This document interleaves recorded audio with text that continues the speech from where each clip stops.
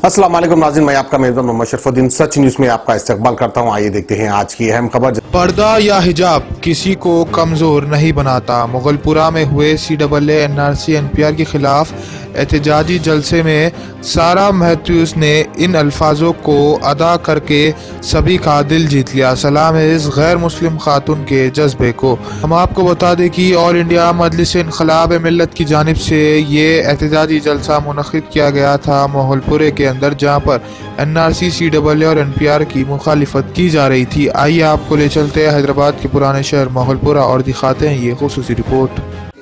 2 महीने से मैं बाहर हूँ प्रोटेस्ट में, जहाँ भी प्रोटेस्ट होता शायद आप देख सकते हैं वहाँ पे।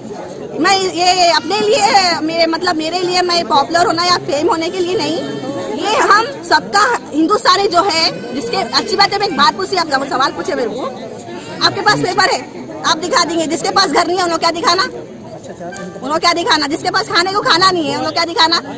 अपने पास ऐसे लोग हैं जिसको एक खाना टाइम पे खाने के लिए नहीं है, उनके पास पेपर लाके दिखाओ तो कहाँ दिखेंगे लोग, किसको दिखेंगे पेपर, कहाँ से लाके दिखेंगे।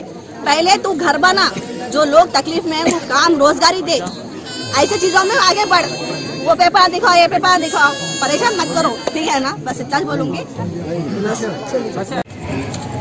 सबसे बड़ा खतरा जो है आज की तारीख में वो है NPR, नेशनल पॉपुलेशन रजिस्टर, क्योंकि NCR इसी में से निकाला जाएगा। तो ये जो सरकार बोल रही है कि हम NCR के बारे में अभी सोचा नहीं है, ये वो डामाडोल कर रही है, उल्टी सीधी बातें कर रही है, हल्की फुल्की नॉन कमिटल बातें कर रही है, ये पूरी आवाम को धोखा देने की साजिश है।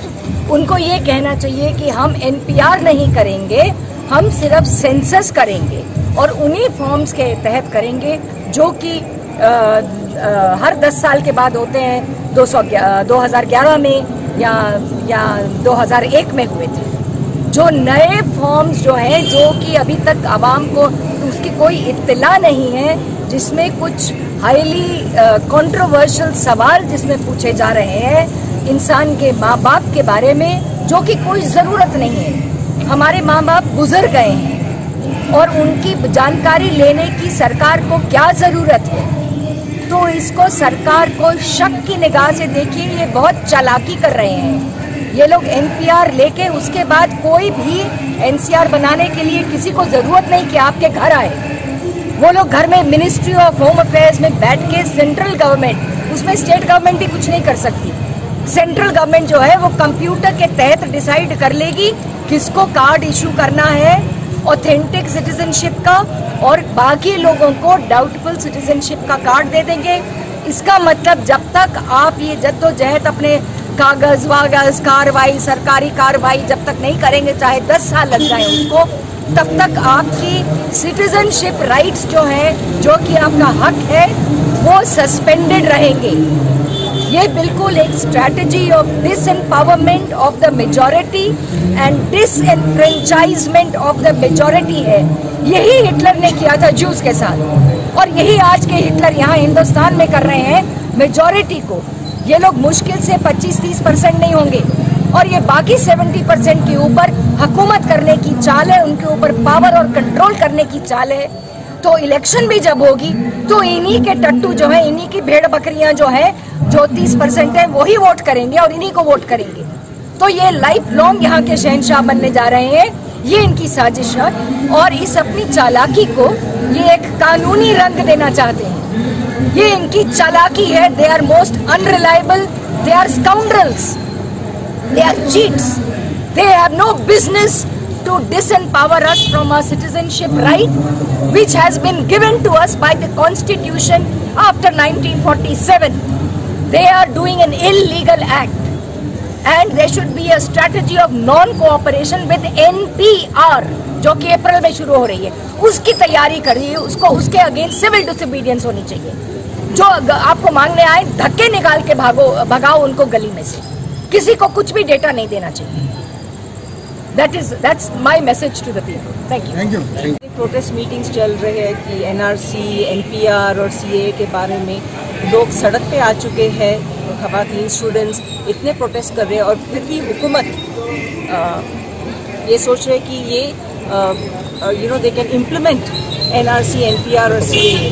बट ये इनकी गलत फहमी है कि ये लोग ये कर सकते हैं और they can go against the public. Our Indian freedom struggle was also fought like this. British के पास अंग्रेज के पास सब कुछ था, पर फिर भी हम लोग नॉन वायलेंट मीन्स सत्याग्रह और नॉन कोऑपरेशन मूवमेंट से हमारी आज़ादी हासिल की। और ये सेकेंड इंडिपेंडेंस स्ट्रगल है हमारे लिए। We will not allow them मज़हब के नाम पे लोगों को डिवाइड करना और सिटीजनशिप देना, हम लोग ये नहीं होने देंगे। और हम सब एक है इसमें, और ये हुकूमत को समझना चाहिए। यही मेरा मैसेज है।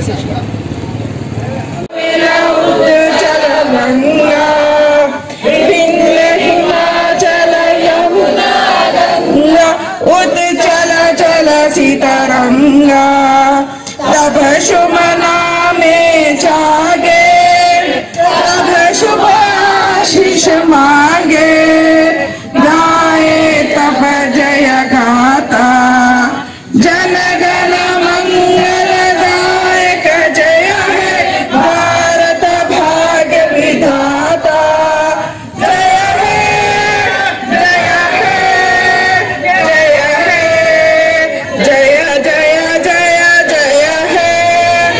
जय हिंद जिंदाबाद जिंदाबाद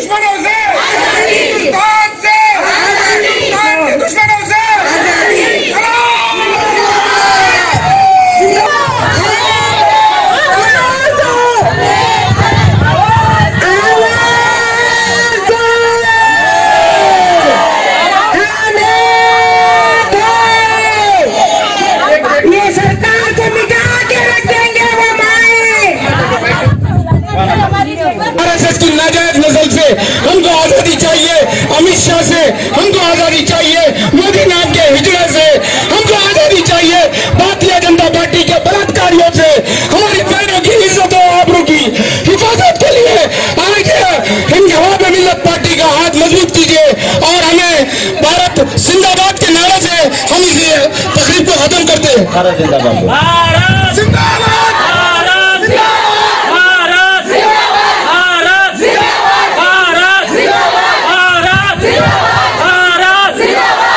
A1 टाउनशिप की एक और नई पेशकश। जहांगीर पीर दरगाह से 2 किलोमीटर पहले मल्टीनेशनल कंपनीज के करीब, जो कि बिल्कुल आबादी से लगा हुआ, बेंगलोर हाईवे से सिर्फ 5.5 किलोमीटर, बीटी रोड से लगा हुआ, तमाम डेवलपमेंट के साथ 5,50,000 में 100 गज का प्लॉट। A1 टाउनशिप में आपका ये छोटा सा इन्वेस्टमेंट आपका और आपके बच्चों का मुस्तकबिल बदल सकता है। आज ही तशरीफ लाएं और A1 टाउनशिप के इस प्रोजेक्ट से फायदा उठाएं। Office at pillar number 235 opposite fisheries department, Rajendra Nagar, Hyderabad.